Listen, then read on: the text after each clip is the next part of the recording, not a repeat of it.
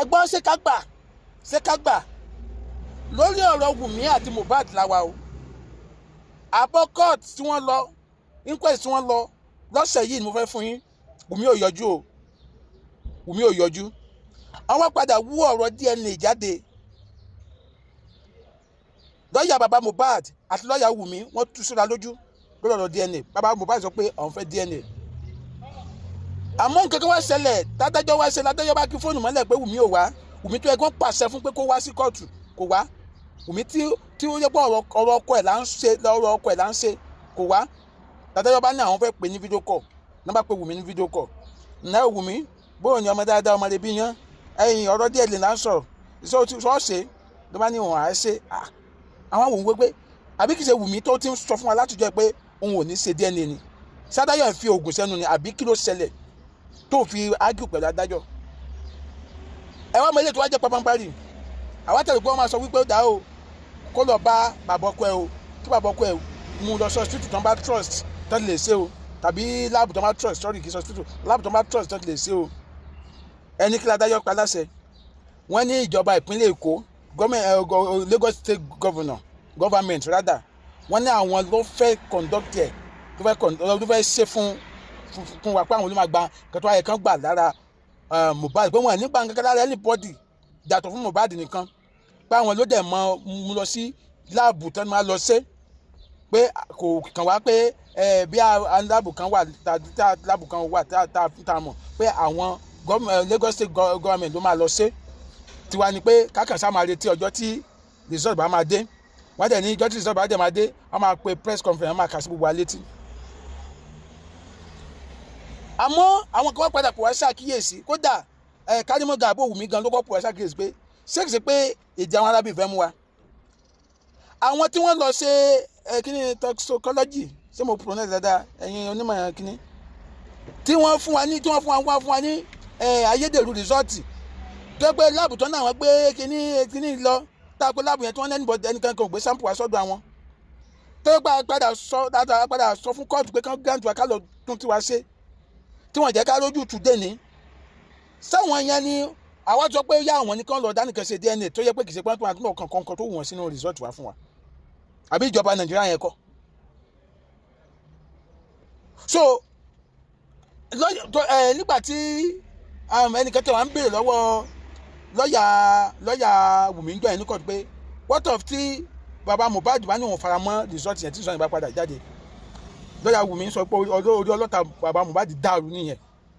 lọ́yà Wumi sọ nìyẹn. So now it's like pé wọ́n fẹ́ rip wa because bàbá Mohbad lọ́mọ ẹ̀ kú kò sí ìyàtọ̀ ẹ̀ka ẹ̀ṣẹ̀ ní ìdẹ̀yìn ẹ̀ kò sí ìyàtọ̀ ẹ̀ka ẹ̀ṣẹ̀ ní ìdẹ̀yìn ẹ̀ tí ó bá jẹ́ pé lóòótọ́ ní Lagos State government wọ́n fẹ́ sọ̀rọ̀ àwọn lẹ́nu tó bá jẹ́ pé lóòótọ́ lọ́wọ́ wọn mọ́ sọ̀rọ̀ yìí kí wọ́n sọ pé bàbá Mohbad kó lọ wá láàbù tó bá trust fún rẹ̀ kán dẹ̀ bí ọlọ́pàá ní máa yàn tẹ́lẹ̀ o bí kíní kan ní o kán dẹ̀ jọ gbé kíní yẹn lọ síbẹ̀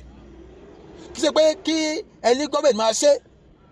kẹ́ni káwọn máa dá sí káwọn kan máa jókòó ká máa retí èsì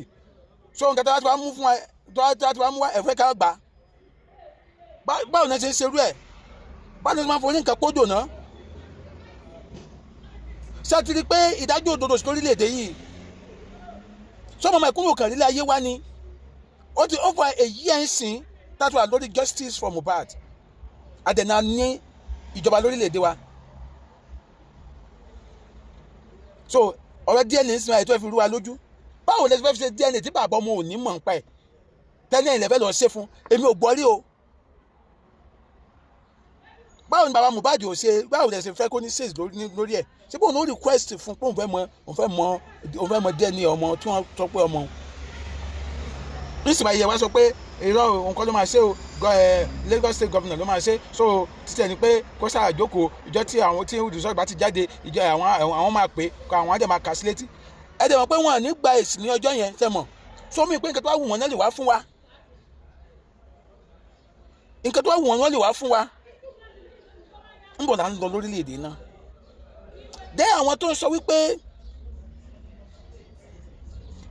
kí la fẹ́ fi DNA ṣe kí la fi torí nǹkan tó ara fi tẹ̀ fi fún mi ni pé àwọn for supporters Wumi tí wọ́n wá ń gbọ́ nǹkan tó wọ́n ń sọ pé ẹ títí DNA bá sá ti jáde oyin àṣà àjà àfẹ́ gbọ́ kẹ́ sọ pé ẹ faramọ́ nǹkan tó bá jáde o àfẹ́ gbọ́ bẹ́ẹ̀ o àfẹ́ gbọ́ definitely wọ́n ti mọ nǹkan táwọn fẹ́ present fún wa nìyẹn. So ẹ̀yin tí wọ́n ń wò mí tẹ́ jí abiyamọ tòótọ́ me I'm not talking about abiyagba people, I'm talking about real abiyamans. Kí lẹ ní fún wa as your own advice on this matter? Kí ni ìmọ̀ràn tẹ́ lè gbà wá báyìí? Kí ni ìmọ̀ràn tẹ́ lè gbà wá tí wọ́n fi ní rape bàbá ẹ̀ lórí ọ̀rọ̀ DNA? Adájọ́ ti sọ pé kí Wumi ṣe DNA Israel, Wumi dẹ̀ ti gbà, ṣùgbọ́n báwo ni wọ́n ṣe ní rape wa? Wọ́n ẹ̀ lè sọ pé ká wá jókòó kí wọ́n lọ mú ìwé kan kẹ́kọ̀ọ́ kọ́kọ́ kúkọ sí kí wọ́n dé ká ní ẹ̀ka sílé tí ká ní kó gbà pé òun ọmọ yẹn. No,